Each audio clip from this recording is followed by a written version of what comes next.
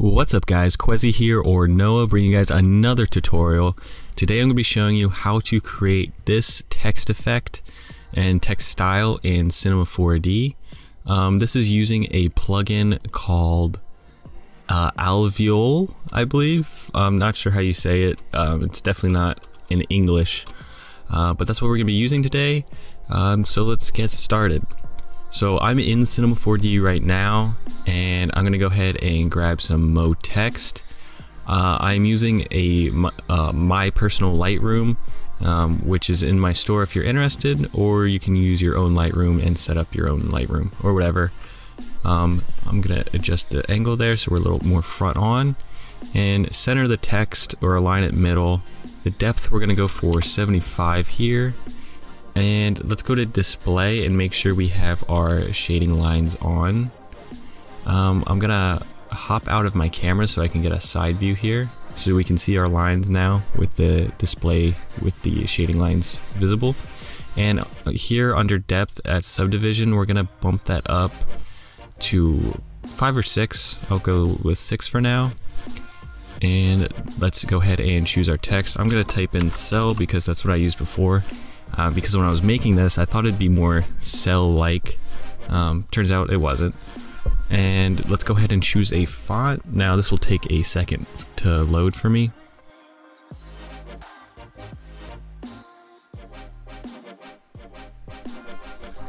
Alright, there we go. And the font I used is called Blanca. You can use any font you'd like. Doesn't have to be the same. And hopefully I can find it here. Where are you at? There you go. There we go. I'm gonna go ahead and bump up the horizontal spacing a little bit. This is something I did not do originally, but I think I should do now. And I'm gonna zoom in a little bit here. And if we continue down on our mode text settings at intermediate points, we're gonna want to do subdivided. And 5 and 5 works for that. And now you'll notice we have like a nice grid going along the side of our letters, and we want that on the front and back. So if we go to caps, we're gonna leave it capped at the start and end, but down here where it says type, we're gonna go quadrangles, regular grid, and I'm gonna bump that down to about 7. Could do 6 as well. Let me see. I'm trying to match it with the side here a little bit. I think 6 will work. Now let's go ahead and get the plugin. So I'll have a download link to this plugin in the description for you guys. And to install it, you just simply drag it to your plugins folder in your Maxon folder on your computer. If you don't know how to do that, I'll link a little quick tutorial on that as well. But let's go ahead and click that.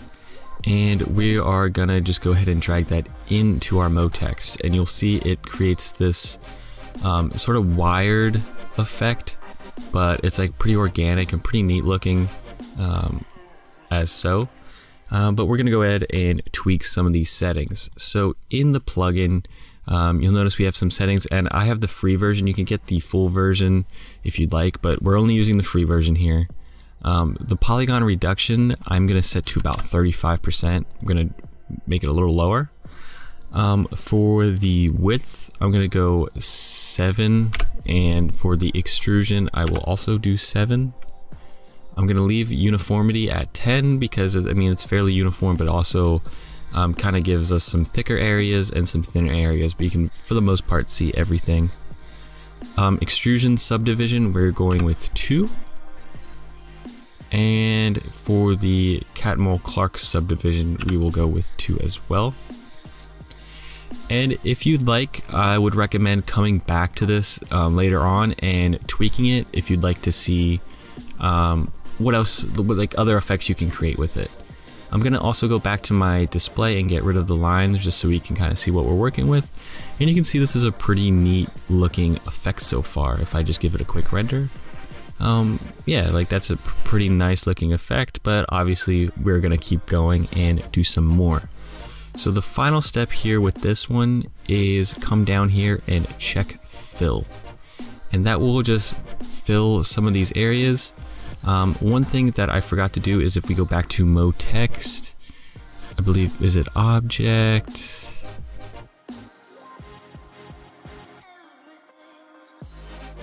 Oh, here it is.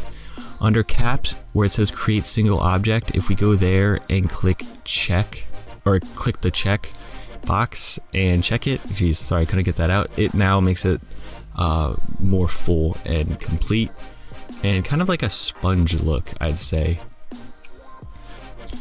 As you can see, it's pretty neat looking, but let's keep going. So the next thing I want to add is a polygon reduction, and I always thought the polygon reduction was in here, but I couldn't find it, so I have to search it because I'm not sure where it's at in my version of Cinema 4D. If you know, please let me know in the comments, but I'm just going to search for it over on the search bar and click polygon reduction right there, and go ahead and drag that below our plugin but inside the text. And reduction strength, I'm going to bump that to about 60. Now I don't know if this will make an immediate change. It did a slight change, but we have one more thing to do, and that's adding a displacer. So let's go here, add a displacer, and drag that below the polygon reduction.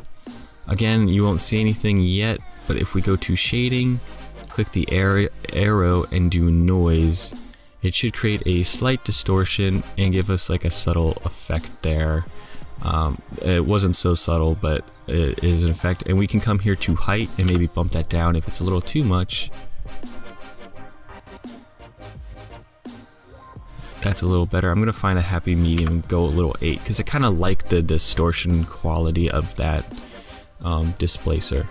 So something like that is I'm good with that. Now let's go and click this button here to add a subdivision and drag the mo text into it. So now that kind of just smooths everything out. Even though the plugin does smooth everything out for us, I like to do it just to be sure. And there we go. Now let's keep going and kind of make this text a little more full. So let's go in, click the mo text and Command C, Command V to duplicate it. And we can go ahead and click the plugin, the Alveole, and then go down and uncheck fill. Now if we go back to the mo text, we want to make this a little bigger so it's not, so we can actually see the effects of it, because right now it will just blend in with the current effect. So on the depth of the mo text, I'm going to bump it up by 10 to 85. And then I'm going to hop out of my camera. By the way, this might be running slow at this point for you. It's slow for me and my MacBook. So depending on your computer, this might be a little slow. It might take a little bit of time. If you got a good computer, you're lucky. But I just moved that a little bit forward. Now you can kind of see the effect a little more. And if you want, you can come to the scaling options and increase it, but I think I'm going to leave it as is for now. So there is that. If we go ahead and uncheck all the effectors on that text, duplicate the mo text, bring back those effectors, and then delete those effectors on the duplicated one, like so. So we just have an extra mo text. The reason for hiding it is so that when you duplicate it, it doesn't take forever because your computer is trying to do all the math and whatnot. But with this, then we are going to go to Atom Array and add the mo text to that. Now you can see we get a bunch of balls and stuff. We're going to change the we're going to change the sphere radius to 0.5, and that'll change the cylinder radius as well. And you'll notice we get this like crazy grid, which I kind of don't want, and also it's a little too far forward. I want to go back, hop out of the camera, and now move it back a little bit, and then in the mo text, decrease the depth to about 50, so it's much thinner than everything else and just takes up the middle part. Now if you don't like the grid atom array, you can go into the mo text, knock the subdivisions back to 1, and on the caps you can uncheck regular grid, and that should change it a little bit for you so you don't have the grid and it's kind of more chaotic, if you will. It's not as structured, and I'm not sure if it did that yet.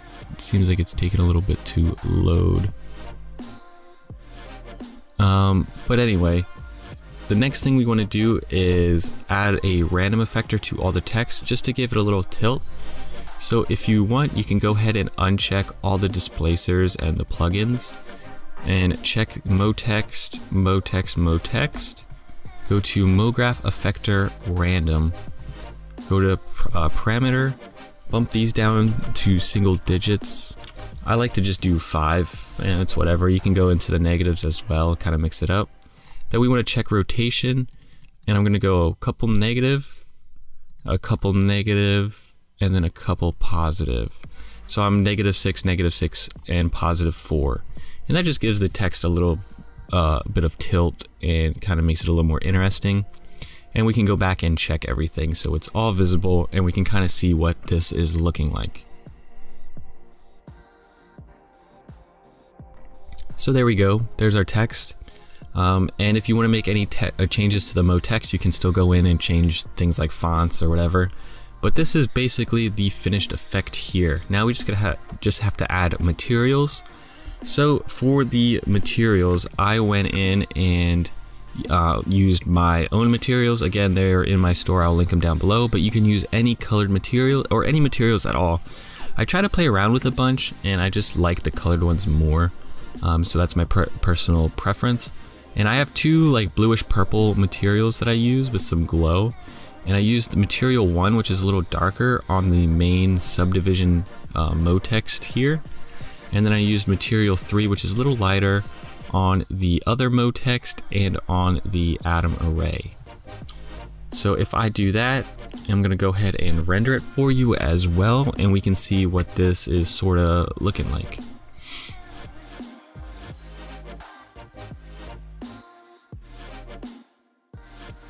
So you can kind of see what this is starting to look like, and I mean, I think it's really interesting. You could obviously change some of those materials around to maybe incorporate different colors. Maybe you want like some yellow or something else added there. And if you want these parts here that like stick out, if you want them to stick out a little more, you just have to go in and do that scaling thing I talked about with the MoText to make it a little bigger. Also with the atom array text, I realized if we go down to intermediate points subdivided, you could change this back to any one of these, really adaptive maybe, if you want like a different kind of atom array grid layout. But that's all up to you guys. I kind of like the subdivided one personally. And that's basically the Cinema 4D part of this. Now you can add some particle effects. I think particle effects look really good with this. It's kind of style and like have things coming off of the text, but I did that in Photoshop. As you can see here, I did like this wave effect by duplicating the text and adding the wave filter onto it, and then adding some particles around the text, and then added a glow and a small color correction. And I will actually leave a download link to the Photoshop part of this in the description for you guys, so you guys can have it and add your text and play around with it. The Cinema 4D file in its entirety will be available on my Patreon page if you are a Patreon member. But other than that, guys, that's the tutorial. I hope you enjoyed. It's pretty simple, and obviously I want you guys to go ahead and experiment with the plugin, experiment with the effects, see what you can do. Make sure you don't crash your Cinema 4D, because obviously there's a lot of math involved in this effect. But hopefully you enjoyed, guys. If you did, please leave a like. Be sure to hit the subscribe button. Follow me on Twitter, and I'll see you in the next one. Peace.